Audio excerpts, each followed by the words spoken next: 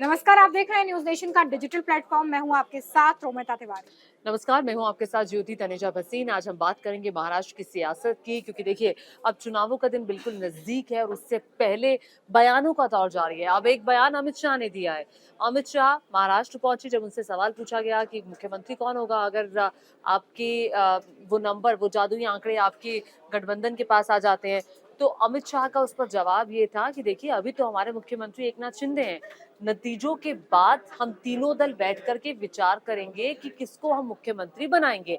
अब इसके बाद अटकलें तेज हो गई हैं कि एकनाथ शिंदे अभी मुख्यमंत्री हैं और अगर वो जादुई आंकड़ा इनके पास आ जाता है तो फिर क्या मुख्यमंत्री नहीं रहेंगे? एकनाथ शिंदे नहीं तो वो कौन सा चेहरा होगा जो महाराष्ट्र की कमान संभालेगा?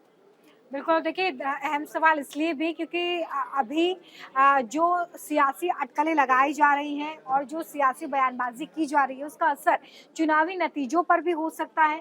अभी बीजेपी महायुति का हिस्सा है और ऐसे में अभी 2-3 पार्टीज एक साथ मिलकर चुनाव लड़ रही हैं, जिसमें अजीत पवार की जो एनसीपी है वो है और इसके अलावा एकनाथ शिंदे की शिवसेना है और बीजेपी एक साथ है। अब देखिए इस पूरे बयान के मायने बेहद खास इसलिए हो जाते हैं क्योंकि इससे पहले विपक्ष की तरफ से कई बार आरोप लगाए जा चुके हैं कि एकनाथ शिंदे को मुख्यमंत्री पद से हटा दिया जाएगा। बीच में भी ज्योति आपको याद होगा कि इस तरह की खबरें आई थी हम्म। कि वो देवेंद्र फडणवीस को ही मुख्यमंत्री बनाया जाएगा, एकनाथ हम्म। शिंदे को हटा दिया जाएगा। हालांकि इसके बाद ये सियासी बयानबाजी जो है वो रुक गई और एकनाथ सफाई देनी शिंदे ने पड़ी। ही हाँ। जो है वो कमान संभाली। लेकिन अगर आप बीते 5 सालों में बात करें, यानी कि 2019 में हुए विधानसभा चुनाव की बात करें महाराष्ट्र में, तो आप ये देख पाएंगे कि महाराष्ट्र जो है वो सियासी प्रयोगशाला बनकर रह गई है। 2019 में जब चुनावी नतीजे आए तब शिवसेना और बीजेपी एक साथ थे।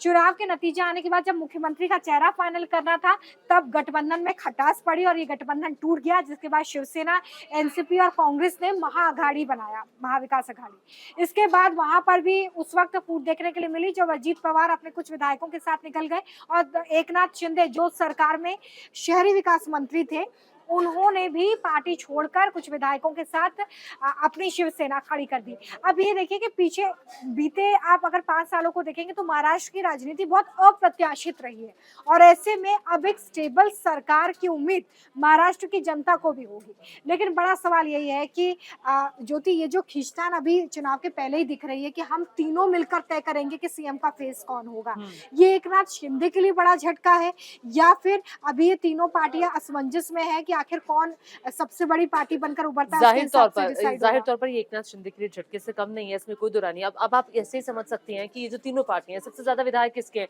बीजेपी के 105 बीजेपी। विधायक थे 2019 के जो विधानसभा चुनाव हुए थे। अब एकनाथ शिंदे की जो गठबंधन वाली पार्टी है उसके लगभग 45 है और इतने ही लगभग 44 के लगभग ही अजीत पवार के साथ है, जो अजीत पवार ने एनसीपी, अपनी नई एनसीपी बनाई है। अब बड़ा सवाल यह है कि देखिए 2019 के चुनावों में जो चुनाव लड़ा गया था, जैसा कि रोमिता ने बताया कि वो बीजेपी ने और शिवसेना ने मिलकर लड़ा था। अब मुख्यमंत्री को लेकर रार हुआ तो खटास आई, खटास हुई तो अजीत पवार ने तुरंत बीजेपी के साथ मिलकर मुख्यमंत्री पद की शपथ ले ली। ये बहुत बड़ा बिल्कुल। नाटकीय घटनाक्रम था जो 23 नवंबर को हुआ था।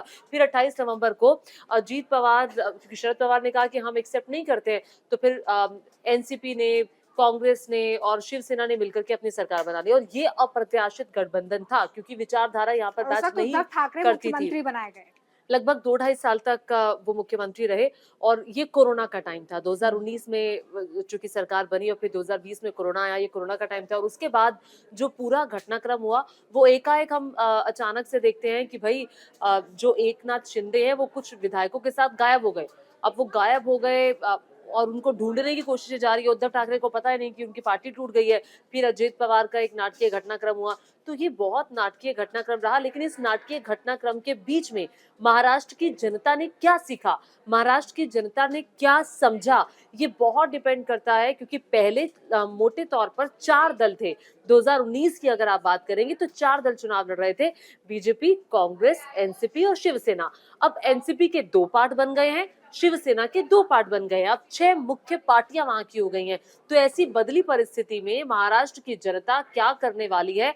और ऐसे वक्त में जब बीजेपी का जो गठबंधन है, महायुति गठबंधन, उसके मुख्यमंत्री का चेहरा क्लियर नहीं है। हालांकि जो महाविकास अघाड़ी है वहां पर कांग्रेस पार्टी ये जरूर कह रही है रोमिता कि जब नतीजे आएंगे उसके बाद देखा जाएगा, लेकिन शिवसेना जो उद्धव गुट के, वो यही बताने की कोशिश करें कि उद्धव ठाकरे ही वो चेहरा होंगे, लेकिन वहां पर भी स्थिति कंफ्यूजन। स्पष्ट नहीं है बिल्कुल देखिए, और ये अमूमन हम अगर चेहरे की बात करें, सीएम फेस की बात करें, तो अमूमन ये हमें कांग्रेस के साथ देखने के लिए मिलता था कि कांग्रेस बिना सीएम फेस के ही चुनावों में लड़ती थी। हम्म। अगर आप कुछ राज्यों में देखें तो बीजेपी बहुत स्पष्ट तौर पर चलती है किसी भी फेस को लेकर, और वहाँ पे बिल्कुल क्लियर होता है। हालाँकि जैसे बीजेपी के लिए मध्य ये भी प्रदेश में हमेशा, आप हाँ। मध्य प्रदेश से ही हैं, मध्य प्रदेश में हमेशा क्लियर हुआ, इस बार हाँ, क्लियर नहीं इस बार था। क्लियर नहीं था, और ये स्ट्रैटेजी बीजेपी ने बीते कुछ चुनावों में अपनाई है, जिसमें उसने हम्म। राजस्थान, छत्तीसगढ़, इसके अलावा मध्य हरियाणा। प्रदेश में हमने देखा, हरियाणा में हमने देखा कि किस तरीके से चौंकाने वाले फैसले बीजेपी की तरफ से लिए गए। अब यहाँ पर ये भी हो सकता है कि वेट एंड वॉच की स्थिति में बीजेपी हो कि आखिर चुनावी नतीजे सामने आ जाए और उसके बाद हम कोई फैसला लें। हालाँकि अगर आप बिहार का सिनेरियो देखेंगे, जब बीजेपी और नीतीश कुमार की पार्टी ने एक साथ चुनाव लड़ा था जेडीयू ने, उस वक़्त पहले से ही स्पष्ट कर दिया था कि चुनावी नतीजे कुछ भी हो, नीतीश कुमार ही मुख्यमंत्री होंगे, और उसके बाद बीजेपी की सीटें ज़्यादा आने के बावजूद भी नीतीश कुमार ही मुख्यमंत्री बने थे।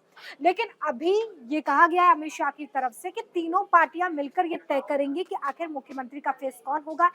ज़ाहिर तौर पर बीजेपी यहाँ पर अपने प्रदर्शन के ज़रिए शायद सीएम फेस को प्रोजेक्ट करना चाहती है। शायद वो ये जानती है कि अगर उनकी जाहिर तौर ज़्यादा पर। सीटें आएँ, तो ऑलरेडी बीजेपी का पलड़ा भारी होगा और शायद उसी पार्टी से सीएम हो सकता है। लेकिन तीनों पार्टियां मिलकर ये तय करेंगी कि सीएम फेस कौन होगा। ये अपने आप में दर्शाता है कि फिलहाल वॉकओवर ना तो अजीत पवार के पास है और ना ही एकनाथ शिंदे के पास है, क्योंकि अजीत पवार को भी लेकर जो राजनीतिक रिपोर्ट्स है वो ये कहती रही है कि उनकी इच्छा रही है हमेशा से मुख्यमंत्री बनने की। इससे पहले भी जब महाविकास अघाड़ी बना, तब भी अजीत पवार का नाम बहुत आगे आ रहा था।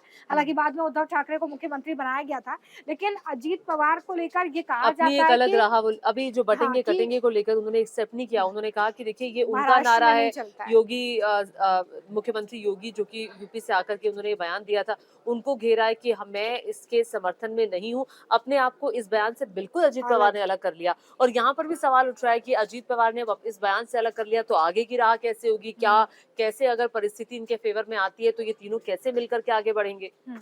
यही देखना बेहद महत्वपूर्ण होगा कि अगर नतीजे किसी एक पार्टी के पक्ष में ज़्यादा आते हैं या फिर अगर बँटे हुए आते हैं, तो फिर कॉमन एक प्रोग्राम क्या हो सकता है जिस पर तीनों पार्टियाँ जो हैं वो सहमत हों। हालाँकि ये चुनावी नतीजे के बाद ही पता चल पाएगा, लेकिन फिलहाल तो जो परिस्थितियाँ हैं उससे यही बताने की कोशिश हो रही है कि महायुति में सब कुछ एक साथ है, एकजुट है और हम एक साथ ही चुनाव लड़ रहे हैं। लेकिन उन परिस्थितियों को भी शायद पार्टियाँ अभी से भाँपना शुरू कर चुकी होंगी, जहाँ पर बीजेपी अगर एक बड़े मैंडेट के साथ आती है, तो फिर क्या होगा? क्योंकि अगर आप लोकसभा चुनाव के नतीजों की बात करें, तो लोकसभा चुनाव के नतीजों में बहुत कोई खास कमाल ना तो एकनाथ शिंदे की पार्टी कर पाई है और ना ही अजीत पवार की पार्टी कर पाई है। हुँ। अब ऐसे में बीजेपी अगर विधानसभा चुनाव के नतीजे अपने फेवर में लाने में कामयाब हो जाती है, जैसे कि 2019 में हुआ था, तो अब आगे की राह कैसी होती है, और अगर सीएम फेस की बात होती है, तो क्या एक बार फिर से देवेंद्र फडणवीस को ही कमान सौंपी जाएगी? ये भी देखना बहुत ज़्यादा इसकी महत्वपूर्ण होगा। संभावना भी काफ़ी ज़्यादा होगी। हुँ। और देखिए आज संकल्प पत्र भी आया है। आप अगर एमवीए की बात करें, महायुति की बात करें या महाविकास अघाड़ी की बात करें, जहाँ बीजेपी ने बड़े-बड़े वादे किए हैं और अपने मैनिफेस्टो में कहा है कि किसानों का कर्ज हम माफ़ कर देंगे, 25 लाख नौकरियाँ देंगे, 2100 महिलाओं को देंगे, वृद्धा पेंशन के 2100 देंगे, बड़े-बड़े वादे यहाँ पर किए गए हैं। और महालक्ष्मी स्कीम के तहत ₹3000 प्रति माह की घोषणा। तो ये बड़े-बड़े वादे हैं, और वहीं महाविकास अघाड़ी का तो नहीं, ये खुद कांग्रेस पार्टी का जो संकल्प पत्र है उसमें भी बड़े-बड़े दावे और वादे किए गए हैं। महाविकास अघाड़ी का, माफ कीजिएगा, ये घोषणा पत्र है। इसमें कहा गया है कि ₹3000 महिलाओं को हर महीने दिए जाएंगे, महिलाओं को बसों में फ्री यात्रा होगी, ₹500 में गैस सिलेंडर दिया जाएगा, साल में 6 सिलेंडर मिलेंगे, किसानों का 3 लाख रुपए तक का कर्ज माफ होगा। यहाँ पे महाविकास अघाड़ी ने कहा है कि किसानों का 3 लाख रुपए तक का कर्ज है, जबकि हुँ। बीजेपी के घोषणा पत्र में है कि किसानों का पूरा कर्जा माफ होगा, सम्मान राशि को बढ़ा करके 15,000 कर दिया जाएगा। तो लोग इसको भी देखेंगे कि किसके संकल्प पत्र में किसी को क्या मिल रहा है। जहाँ पे ज़्यादा मिल रहा है तो ज़ाहिर तौर पर उस तरफ जाएँगे। और आज तो मल्लिकार्जुन खड़गे ने जो जातिगत जनगणना है उसको लेकर भी बयान दिया कि जातिगत जनगणना तो कराई जाएगी अगर हमारी सरकार आती है। तो आरक्षण की सीमा को भी बढ़ा करके 50% से ज़्यादा करने की योजना हमारी है महाविकास अघाड़ी के का जो घोषणा पत्र है उसमें। तो देखिए 20 नवंबर को चुनाव होगा और 23 तारीख को नतीजे आएँगे। देखना होगा कि महाराष्ट्र की जनता किसे चुनती है अपना बॉस। बिल्कुल, देखिए महाराष्ट्र में 20 नवंबर को जो है वोटिंग, और 23 नवंबर को नतीजे जो हैं सामने आ जाएँगे, और इस बार शायद उम्मीद यही होगी कि महाराष्ट्र में इस बार 5 साल स्टेबल सरकार रहे, क्योंकि बीते 5 सालों में जो उथल-पुथल, जो सियासी उथल-पुथल देखने के लिए मिली है, वो ज़ाहिर तौर पर विकास कार्यों में अड़ंगा सरप्राइजेस मिले, डालती आप है। ऐसे भी कह हाँ, सकते हैं। विकास कार्यों में अड़ंगा डालती हैं, और ज़ाहिर तौर पे जब किसी स्टेट में किसी सरकार की बात हो रही हो, तो वहाँ के कामकाज पर भी इसका सीधा असर पड़ता है। हालाँकि देखना होगा कि यहाँ पर महाविकास वर्सेस महायुति में कौन बाजी मारता है। चुनावी अपडेट्स भी लगातार हम आपको देंगे न्यूज़ नेशन पे। फिलहाल हमारे डिजिटल लाइव में इतना ही। आप सभी का बहुत शुक्रिया हमारे साथ जुड़ने के लिए। न्यूज नेशन अब व्हाट्सएप पर खबरों की ताजा अपडेट के लिए न्यूज नेशन के इस क्यूआर कोड को स्कैन करें।